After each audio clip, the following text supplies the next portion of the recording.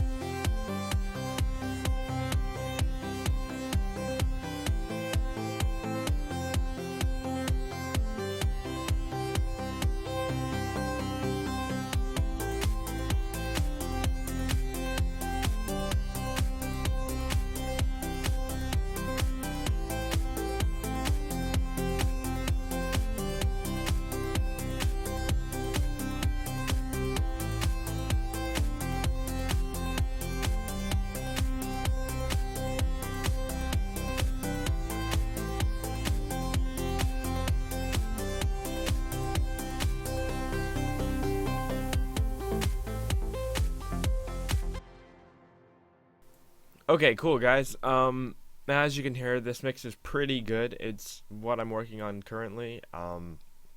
It's not final by any means, but it's coming along. So let me just give you some basic.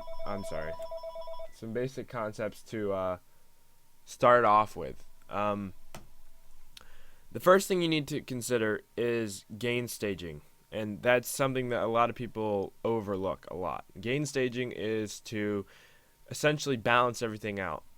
First and foremost, that's the first step you should try. If you read any engineering book or any mixing book or whatever, the first thing that any engineer will recommend you to do is to try to balance everything with volumes. All the effects and stuff, the reverb, the EQ, the compressors, those are just to aid in gain staging. So the first thing I would do in a track is try to find an adequate balance between all the tracks. Go one by one, solo them in order of importance. This is important. You always want to make the most important thing the most prominent, so you're going to want to put that first in your list. And then you solo that first, you set it at an adequate level, maybe -6 decibels or something. I usually start with drums. And then bring in the elements in order. A lot of people also do from bottom to top and the frequency spectrum. So they go kick drum, bass, the rest of the drums, then the mids, and then the higher frequencies, and then the super high like ambient stuff. And that's very important just so you can build up your track. There's different ways you can do it, but the essential thing is to start with one track of most importance and then just work your way down and add in every single track accordingly. And do this with volumes first. Do not start putting effects on your tracks until you gain stage everything out. That's a bad habit of mine, and I have found that in some cases my tracks get so over-processed that deleting everything on the tracks that I've added and then just lowering the volume or something can really make it sound better than when I had it processed. So it's just something to keep in mind. We have a tendency to overprocess, and we need to think more simplistically.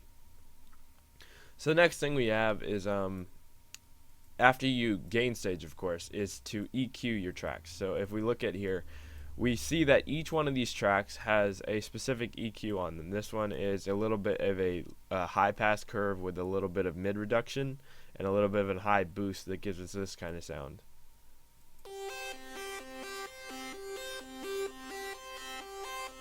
Now, something to keep in mind, a lot of people get this wrong, and it's a very bad habit, is to solo your tracks while you're EQing.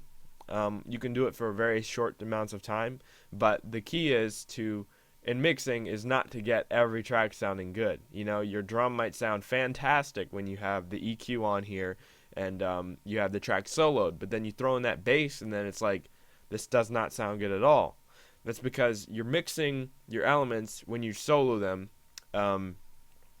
as, you know, just the elements. You aren't mixing them as a whole, and the whole idea of mixing is to make one gelled, big old block of sound of multiple tracks. So what I recommend to do is just go one by one, like I was saying earlier, and then set the gain, and then EQ the tracks as a whole once you get the gain set. So never go in solo and then mess with the EQ and then unsolo and then expect it to fit, because 9 times out of 10 it won't. The only exception to this is high cuts and low cuts like this.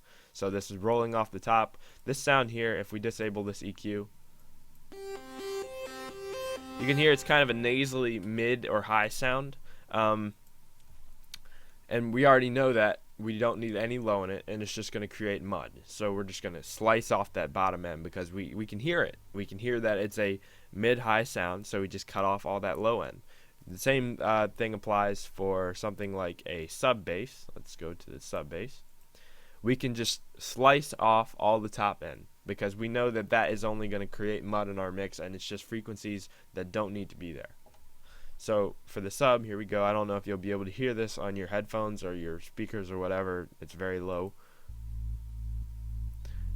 As you can see, the spectrum here, we're only hitting in the low end. If we disable or bypass that effect, we can just play it. And you can hear that there's not very many high frequencies in it. So we're just going to slice off the top. So the next fundamental is that you want to cut as much as possible. If you don't hear the frequency range in that sound, remove it. You know, if you don't hear 200 hertz, pull that out. If you don't hear 1000 hertz, pull it out. If you don't hear 20 hertz, pull it out. What essentially EQ is not meant to boost. If you boost with an EQ, you're using it as an effect. You're using it to tonally change the tonality of the sound. That's more of a sound design stage, and that should be taken care of before you do your mixing. With an EQ, like for mixing purposes at least, the best thing to do is to remove, cut out things that you don't need. So in our case, we can high or low pass this sound, or we can band pass the middle out of a kick drum or whatever, and I tend to do that a little bit. Let's go to the kick drum.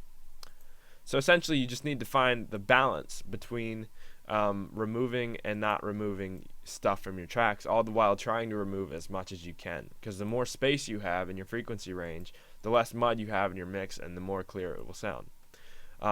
Keep in mind, though, that if you cut too much, it can distort the sound of your sound.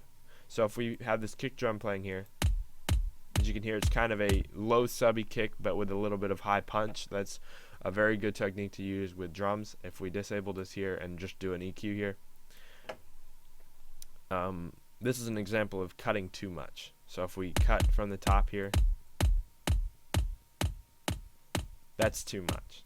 But we want a little bit of that low, but we don't want too much. So we want it like around here. Let's remove some of that mid, just to kind of get rid of that mud in the middle there, because you see, even if I change it, it doesn't leave that big of a difference. But removing it will allow space for it somewhere else in the mix. We can also give it a little bit of high-end crunch so that we can get a little bit of punch. In this case, we might even want to do a little bit of a high roll-off because there's not much going on in the high end.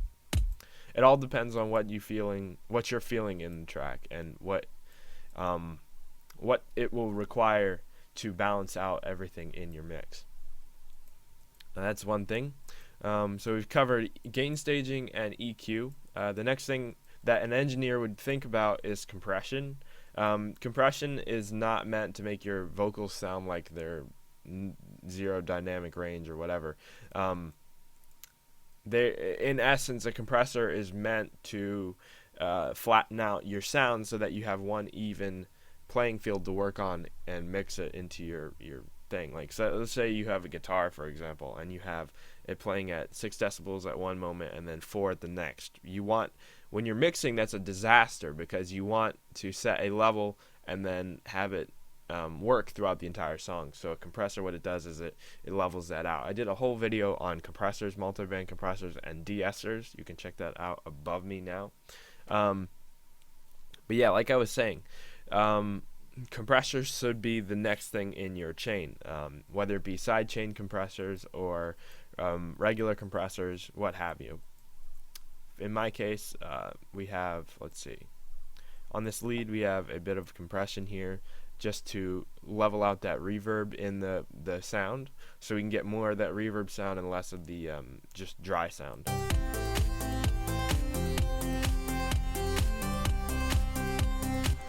Always remember not to over compress though, and that's a common problem as well. And that goes for, without saying, for any device or effect you use in your mix. You don't want to over process, but you don't want to leave it too dry so where it sounds dry. Unless you want that. In some cases you do.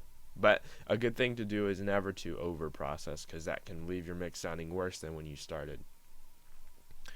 So we have compression, EQ, and gain staging. Those are the 3 major things about your mix. You also have reverb.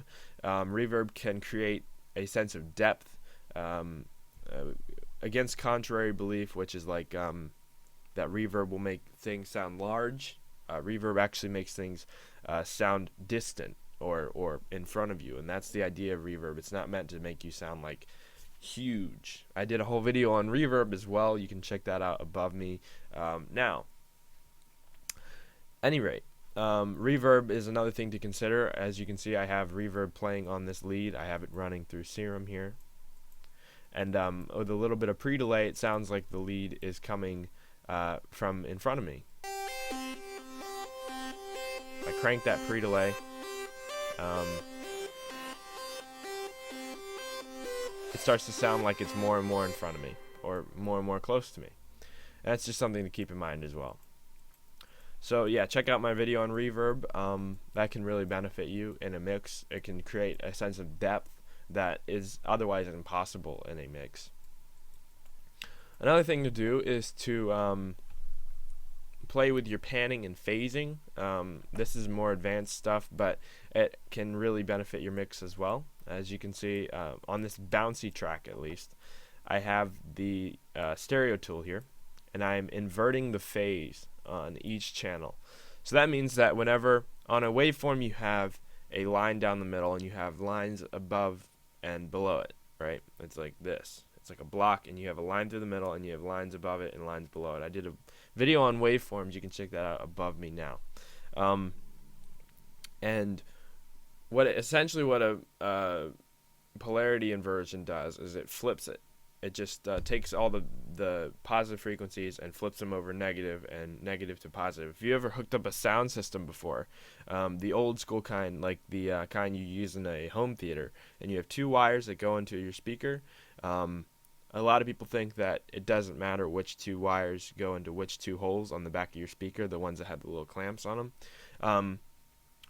And in essence it doesn't, but what it does is that when you put them backwards, it reverses the polarity. That when you reverse the polarity of a sound, it pulls the speaker in instead of pushing it out. And that's why people recommend that you actually use the right 2 speaker holes on your thing, because on your speaker system, because it can actually generate polarity inversion in your speakers. And essentially what that does is it creates a very unique effect. If everything else is pushing out and that one's pulling in, it can create the illusion that it's behind you or on the sides of you instead of right in front of you. If you listen to this bouncy track here, you can hear how it's kind of widened in the mix. If we disable this, it just sounds flat. You can also do some cool stuff with phasing. I did a whole video on depth and that sort of creating depth in the mix. And I did a video on that. You can check that out above me as well. Sorry for all these links. I think this is the most links I've ever done in a video. And yeah, you want to try out some polarity stuff. You can also try out panning. Panning works very well in other DAWs. Ableton is not the best for it because you don't have a stereo pan, or I'm sorry, you don't have a real pan pot. You have a stereo balancer essentially.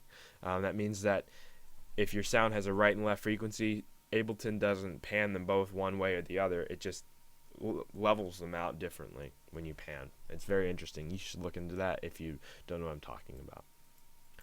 So those are just a few concepts that I would approach a mix by. You want to gain stage, you want to EQ to balance, you want to compress to balance, and you want to use reverb and phasing and panning to create depth and a more immersive mix. Those are just a few concepts I have. I might do a video on mastering in the future, but my mastering chain is never too large because I do all of my processing and mixing. So I hope you enjoyed this video. If you did, give me a like on it. If you didn't, give it a dislike and let me know why you gave it a dislike or like in the comments below. If you want to see more content like this, you can check out my channel. I do videos every Wednesday and Friday. I do vlogs, I do music, original music, remixes, and I do these kind of tutorials for graphic design, videography, DJing, and music production. So if you're into that kind of thing, give me a subscribe, and I promise you it would be worth your time. So thank you guys for watching. This is Julian of Julian Gray Media, and I will talk to you guys next time. Bye-bye.